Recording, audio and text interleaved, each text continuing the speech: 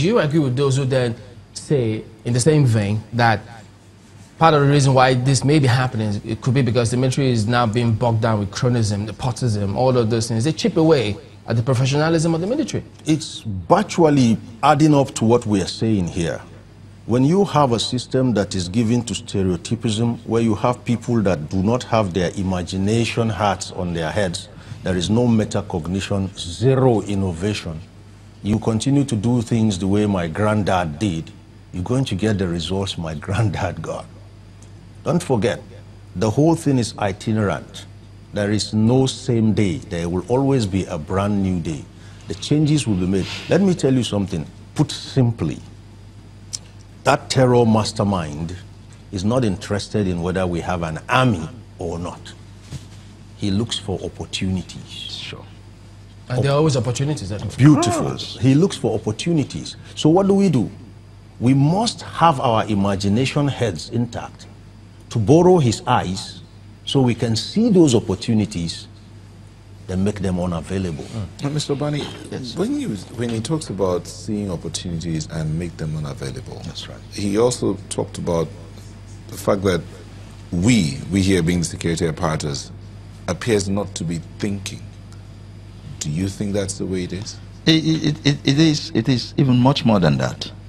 I tell people at different fora and gatherings, recently at a lecture for hospitality security practitioners, we need to start thinking ahead of the criminal, or manage to see how we can measure up. People are introduced as security experts. I'm one of those who don't fancy that. If there is any security expert, it is the criminal, who momentarily, yes, takes us further than we know. Most of our preparations, gadgets, technology, army, are formed and equipped by our previous experience, the way it is. So we're not being proactive in thinking. We need to be, as if we can, try to measure up with the criminal. Every barrier you place is not for the gentleman. It's for the criminal. And it is the criminal that breaks that barrier. The criminal sets the pace, and we keep following. So, Chibok girls have happened. We are supposed to have learned and taken preemptive actions. But we haven't done enough. And the criminals have come again to take 110. They are ahead of us. So let's keep following. But it would be nice if we can. Why do we study criminal psychology? It is because we want to think, and we want to find ourselves thinking in the way the criminal thinks. Hold on. So there is the need. If I may come in here, the part of the leadership thinking about safety, yes, and restoration of this girls. I mean, there are those who argue that the last set of Chibok girls that were released were negotiated for, and there was some kind of exchange, ransom paid, and exchange of prisoners and all of that, and then those girls came forth. Yes. Are you not considering that part of the leadership thinking? We need to restore these girls safely. All considered. You heard the captain talk about negotiating from a point of weakness. At this point, government has two options: go all out, crush everything within the territory, and put this to an end, or negotiate. And when you negotiate, it's about paying money for this number of girls, or you are negotiating to release strategic men in your detention. There have been releases, some of them bomb experts within the Boko Haram strategy team. Now you release bomb experts as against the advice of several security consultants, practitioners, or even experts. What do you hope they are going back to do?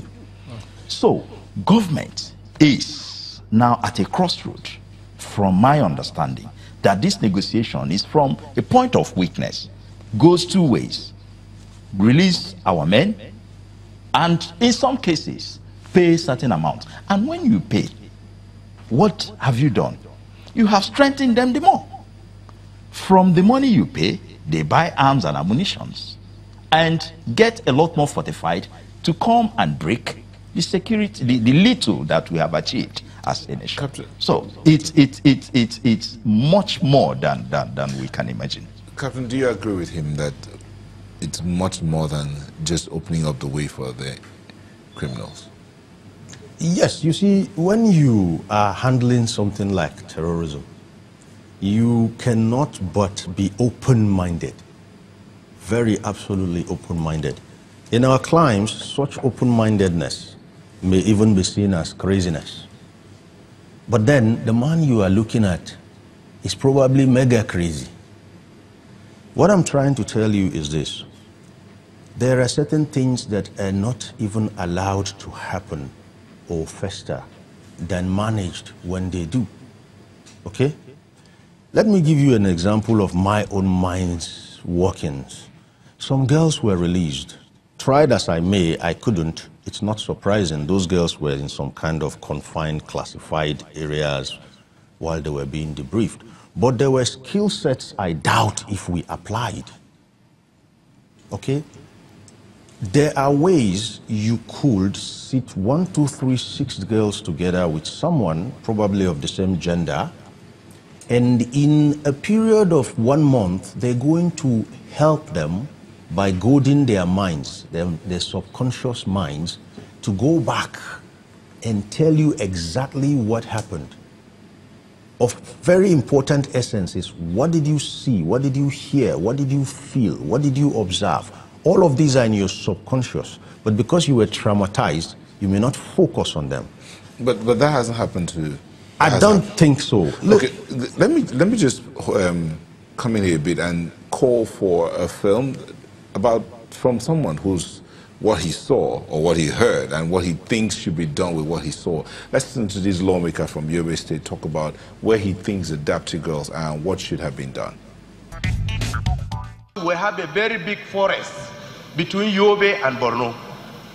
According to information, individual information that we are getting, though up to now, those girls are there inside.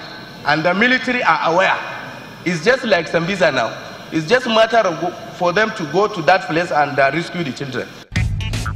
Well, yeah, go ahead. Okay.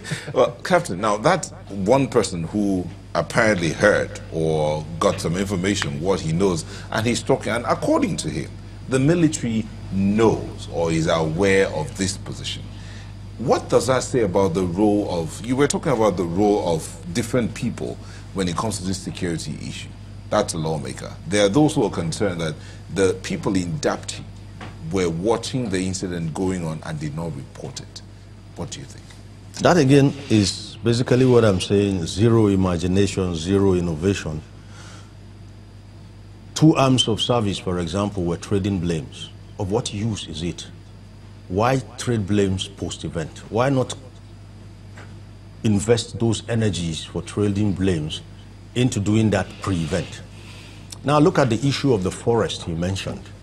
I tell you, if I was there with a Sambisa on my plate, I'm going to look at all those vulnerable areas, Yobe and Adamawa, and try to identify the likely Sambisas within their own realm and start keeping my eyes and ears on the ground there, because I tell you something about this situation. On my own database, there are 2 key things. These guys are outlanders. What do I mean by outlanders? They don't stay where you can come get them easily. It's normal with guerrillas, if you know guerrilla warfare. They'll stay in mountains, they'll stay in forests where visibility is poor, where movement is constrained. 1. 2, have you observed they have this seemingly insatiable appetite for the girl child? The girl child is necessary because somebody has to cook the meals in those camps. That speaks to their character and who they are. Beautiful. Somebody has to cook the meals in those camps. They are human, and most of them are male, so they will want to actually perform nature's offices on these girls. And next, the little or the male terrorists are not the problem. They can be recruited across northern Nigeria because we have these little Almajiri boys all over the place. So you could gather as many as you want and go indoctrinate them. But what about the girl child? She's not as visible as the male almajiri. Because of what? The nature of the culture of northern Nigeria, where women are a bit more restrained than they are elsewhere. So where do we get these girls from? We have to go to where girls are clustered, where there is a populace of girls. So that naturally should be a soft target. Soft targets, girls, government, girls, schools, and that's where you can have so many sitting in one place at the same time.